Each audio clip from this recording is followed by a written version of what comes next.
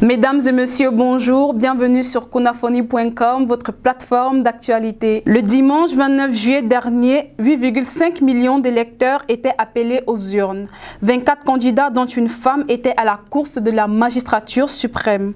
D'après le communiqué du pôle d'observation citoyenne du Mali, POSIM, le pourcentage est de 37%. Un second tour ne serait inévitable selon plusieurs experts.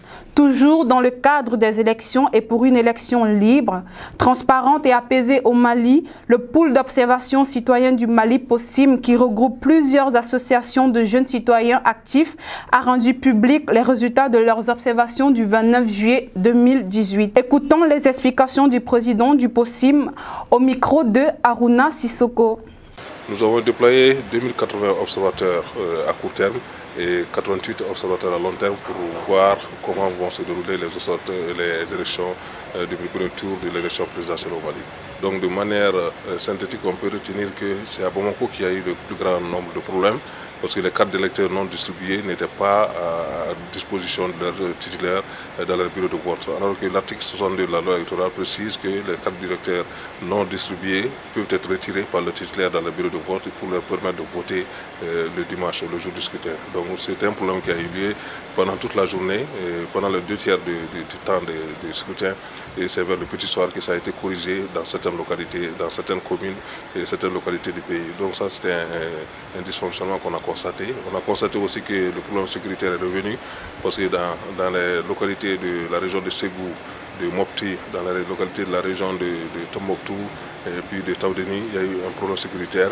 Et des urnes, des matériels ont été enlevés, des bureaux de vote ont été incendiés et cela du fait de la menace du djihadisme qui pesait sur les élections.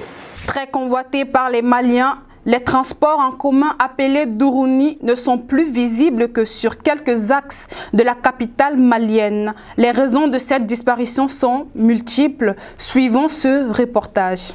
Les Dourouni, l'ancêtre de tous les moyens de transport à Bamako, devient de plus en plus rare dans la capitale malienne. Il s'agit de ces vieux pick-up de marque Peugeot et de couleur verte, dont la plupart a une carrosserie fabriquée dans les ateliers de soudure de Bamako. Autrement visible sur tous les grandes artères de la ville, le Dourouni n'est apparent que sur les axes Missira-Badjalan et Artisanat-Marché de Médine. Brisé pendant plusieurs dizaines d'années par les usagers, ce transport en commun est de nos jours en voie de disparition et les raisons sont multiples.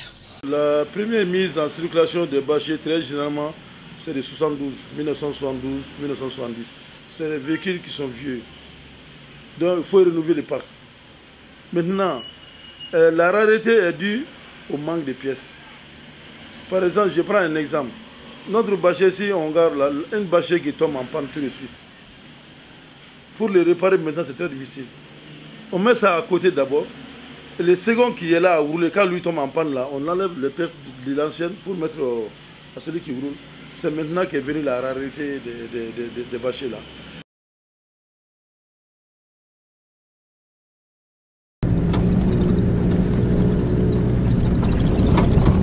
Entreprendre une carrière musicale n'est pas une chose facile dans notre pays, surtout quand une jeune fille veut se lancer dans ce domaine. Entre 2 enregistrements au studio, Bala Kissa Kebe, étudiante en musique au conservatoire Bala Faseke Kouyaté, nous fait sa confidence au micro de Aboubakar Kamara. Je ne pense pas que le fait d'être une femme est quelque chose qui la rend difficile. Peut-être au Mali, les femmes ne sont pas plus actives dans le reggae, mais dans le reste du monde, il y a des femmes qui chantent très bien du reggae. Après toutes ces difficultés liées à la production et autres, il y a bien sûr la famille qui ne veut pas souvent qu'on chante. C'est lié à la culture ou bien à la religion. Souvent, il y a des parents qui n'acceptent pas de chanter parce qu'ils disent que c'est pour les griots. Sincèrement, dans la famille, la seule personne qui me soutient, je pense un peu, c'est ma soeur. Mais je suis mon plus grand fan. Sinon, dans la famille, la maman ne veut pas entendre parler de chant. J'aimerais que les femmes s'investissent beaucoup dans la musique et dans tous les domaines d'ailleurs. Être musicien, c'est donner un message à un public, à une société. C'est vrai que c'est une passion. Donc lorsqu'on a la passion de la musique, il faut pouvoir le faire.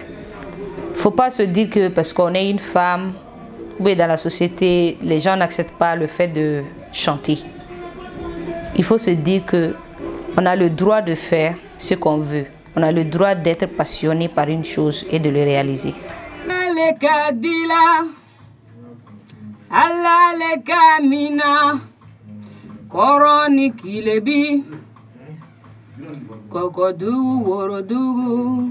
Merci à tous de nous avoir suivis. Restez connectés sur konafoni.com pour plus d'informations.